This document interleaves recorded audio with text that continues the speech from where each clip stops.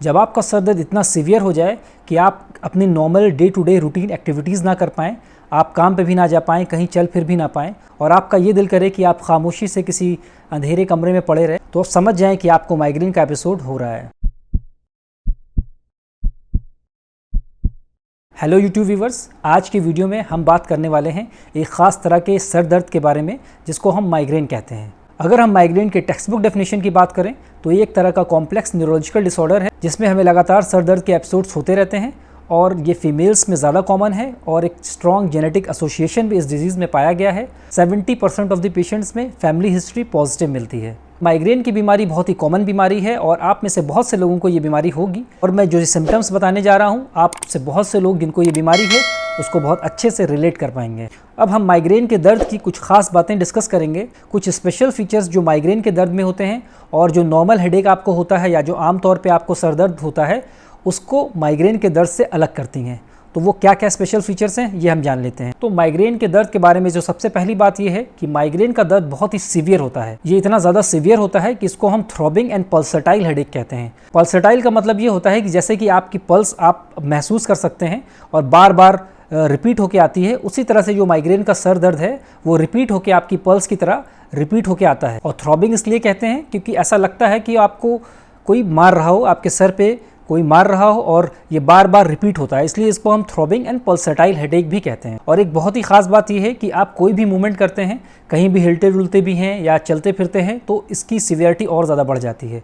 आप कहीं सीढ़ियाँ चढ़ेंगे या सीढ़ियाँ उतरेंगे या चलने फिरने लगेंगे तो ये और ज़्यादा सीवियर हो जाता है और ये दर्द इतना ज़्यादा सीवियर होता है कि आपकी जो normal day to day activities हैं, आपका काम पे जाना हो या कोई भी काम आप जो करते हैं वो काम नहीं कर पाते, आप कमरे में ही अपने बंद रहते हैं। और ये पेन माइग्रेन का बहुत ही सीवियर होता है, बहुत ही तेज़ होता है और पेशेंट को ऐसा लगता है कि उसकी ज़िंदगी में इससे तेज़ दर्द उसको कभी नहीं हुआ है। दूसरी ख़ास बात माइग्रेन के दर्द के बारे में ये है कि इसका दर्द कभी भी अचानक नहीं होता है। इसका जो सर दर्द होता है वो धीरे धीरे करके बिल्डअप करता है और 1 से 2 घंटे लगते हैं आपको प्रॉपर महसूस होने में कि आपको सही से या तेज़ दर्द आपको हो रहा है। और माइग्रेन का जो दर्द है वो 4 घंटे से लेके 72 घंटे तक, मतलब कि 3 दिन तक भी रह सकता है। किसी पेशेंट्स को 4 घंटे ही रहता है, उसके बाद ठीक हो जाता है, किसी को 8 घंटे रहता है, किसी को 12 घंटे रहता है और कुछ मरीज़ों में तो ये 3 दिन तक भी कंटिन्यूसली पेन रहता है।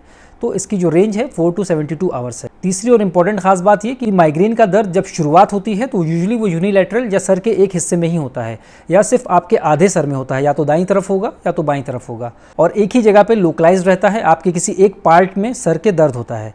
तो धीरे धीरे करके इसकी इंटेंसिटी बढ़ती है, सीवियरिटी बढ़ती है, तो ये आपके पिछले सर के हिस्से में और पीछे की तरफ ज़्यादा महसूस होने लगता है। बट जब धीरे धीरे करके इसकी इंटेंसिटी बढ़ती है, सीवियरिटी बढ़ती है और दर्द बहुत ज़्यादा बढ़ जाता है तो आपको ये पूरे ही सर में महसूस होता है। और कुछ मरीज़ों को उनके नेक की जो मसल्स हैं वहाँ पे भी फील होता है और जब वो टच करते हैं अपने नेक की मसल्स तो वहाँ पे भी उनको पेन फील होता है और कुछ परसेंटेज ऑफ द पेशेंट्स में उनकी आँख के पीछे, या इसको हम रेट्रोबल्बर पेन भी कहते हैं, वहाँ भी महसूस होता है। चौथी खास बात यह है कि माइग्रेन के सर दर्द में 80% ऑफ द पेशेंट्स में दर्द के साथ उनको मतली भी आती है और 50% ऑफ द पेशेंट्स में दर्द के साथ उनको उल्टी भी हो जाती है या वॉमिटिंग भी हो जाती है। पांचवी इंपॉर्टेंट बात ये कि ज़्यादातर मरीजों को लाइट और साउंड से सेंसिटिविटी हो जाती है। मतलब ये कि अगर उनको किसी भी तरह की आवाज़ सुनाई दे, कोई रूम में या किसी कमरे में किसी तरह की खड़खड़ाहट आवाज़ हो या कोई चल भी रहा हो या किसी भी तरह की साउंड उनको अगर उनके कान में आती है तो उनको बहुत इरिटेशन होता है और उसकी वजह से उनका दर्द बढ़ भी जाता है।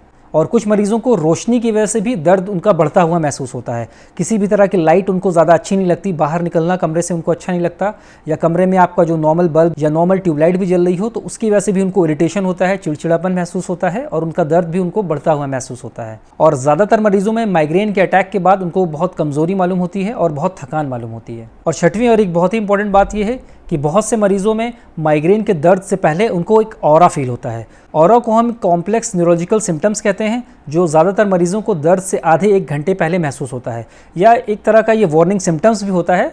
और जिनको भी माइग्रेन होता है वो आधे से 1 घंटे पहले उनको महसूस हो जाता है कि उनको दर्द होने वाला है, तो ये एक तरह का वार्निंग सिम्टम्स भी होते हैं। अब ये जो ऑरा होता है ये विजुअल भी हो सकता है, ऑडिटरी भी हो सकता है और मोटर भी हो सकता है। विजुअल ऑरा सबसे कॉमन होता है। ज़्यादातर मरीज़ों में जब वो ऊपर देखते हैं तो उनको चमकते हुए बॉर्डर का एक बैंड नज़र आता है, जिसको हम मेडिकल टर्म में सिंटिलेटिंग स्कोटोमा भी कहते हैं। कुछ मरीजों में उनको लगता है कि उनके कान में किसी तरह की घंटी बज रही है, जिसको हम मेडिकल टर्म में टिनाइटिस कहते हैं। बहुत से मरीजों में उनको सर में भारीपन भी महसूस हो सकता है। बहुत से मरीजों में दिल की धड़कन उनकी कम हो जाती है, जिसको हम ब्रैडीकार्डिया कहते हैं। और कुछ मरीजों में टैकीकार्डिया हो जाता है, जिसमें दिल की धड़कन तेज हो जाती है या 100 से ज़्यादा हो जाती है। बहुत से मरीजों में हाथों पैरों में कमजोरी मालूम होती है या वीकनेस मालूम होने लगती है। कुछ मरीज मूड चेंजेस का भी कंप्लेन करते हैं। वो कहते हैं कि उनको कुछ अच्छा नहीं लग रहा है या कुछ भी काम करने का मन नहीं कर रहा है। बहुत से मरीजों में पैरास्थीजियाज हो जाते हैं। उनको लगता है कि उनके हाथों पैरों में कोई स्विच भर रहा हो, जिसको हम पिंस एंड नीडल सेंसेशन भी कहते हैं। और दूसरी तरफ बहुत से पेशेंट्स में हाथ और पैर सुन्न हो जाना भी एक तरह का सिम्टम है। तो ये सारी चीज़ें माइग्रेन के ऑरा की कंडीशन में आती हैं। तो इंटरनेशनल हेडेक सोसाइटी के अकॉर्डिंग अगर आपको 5 इस तरह के अटैक हो चुके हैं जिनका ड्यूरेशन 4 से 72 घंटे के बीच में था, और ऊपर जो मैंने सिम्टम्स बताए उसमें से अगर 2 सिम्टम्स आपके अंदर मौजूद हैं, तो आपको ये माइग्रेन की कंडीशन है और ये इसका डायग्नोस्टिक क्राइटेरिया है। अगर ये वीडियो आपको इन्फॉर्मेटिव लगा हो, बेनिफिशियल लगा हो, अच्छा लगा हो, तो इस वीडियो को लाइक कर दीजिए, हमारे चैनल को सब्सक्राइब करिए और इस वीडियो को ज़्यादा से ज़्यादा लोगों को शेयर करिए ताकि बाकी लोग भी इसका फ़ायदा उठा सकें।